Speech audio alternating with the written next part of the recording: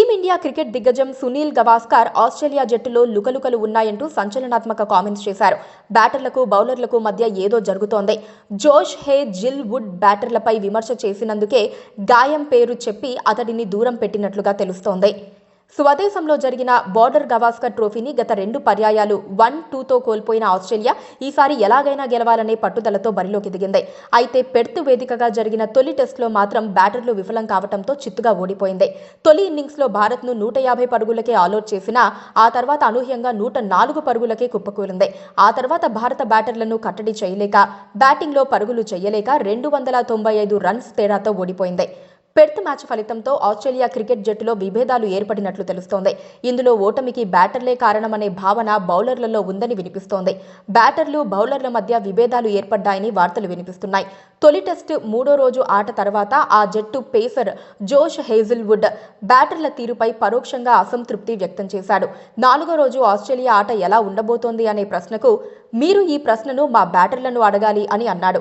దీంతో బౌలర్లు ఎంత ప్రయత్నించినా బ్యాటర్ల వైఫల్యంతోనే ఓడిపోయామనే ఉద్దేశంలో అతడు ఈ వ్యాఖ్యలు చేసినట్లు తెలుస్తోంది. ఇక జోష్ హేజిల్వుడ్ వ్యాఖ్యలను బట్టి చూస్తే ఆస్ట్రేలియా జట్టు భయపడుతోందని తెలుస్తోందని గవాస్కర్ వ్యాఖ్యానించాడు. ఆసీస్ జట్టులో ఏదో జరుగుతోంది, కొందరిపై వేటు వేయాల్సిందే అని మాజీలు పట్టుబడుతున్నారు. హేజిల్వుడ్ మాటలను బట్టి చూస్తే ఆ జట్టు ఐక్యంగా లేదని, విభేదాలు ఉన్నాయని అర్థమవుతోంది. పింక్ బాల్ టెస్ట్లో అతడికి మంచి రికార్డుంది. కానీ అతడు బ్యాటర్లను ఉద్దేశించి వ్యాఖ్యలు చేసిన కొన్ని రోజులకే పక్కటెముకల నొప్పితో హేజిల్వుడ్ 2వ టెస్టుకు దూరమయ్యాడని ప్రకటన చేసింది. ఇందులో ఏదో మిస్టరీ ఉంది. అతడు సిరీస్ మొత్తానికి దూరమైనా ఆశ్చర్యపోవాల్సిన అవసరం లేదు అని సునీల్ గవాస్కర్ వ్యాఖ్యానించాడు. అయితే ఆస్ట్రేలియా జట్టులోని ఆటగాళ్ల మధ్య విభేదాలు తలెత్తాయనే వార్తలను ఆ జట్టు బ్యాటర్ ట్రావిస్ హెడ్ ఖండించాడు. అవన్నీ అసత్య ప్రచారాలే అని చెప్పుకొచ్చాడు. ఆస్ట్రేలియాలో మ్యాచ్ ఆడితే బ్యాటర్లు, బౌలర్లపై భారీ అంచనాలుంటాయి. ఆటగాళ్లంతా వ్యక్తిగతంగా దీన్ని నిరూపించుకోవాలి. స్కోర్ బోర్డుపై సరైన పరుగులు ఉంటే బాగుంటుందని బ్యాటర్లకు తెలుసు.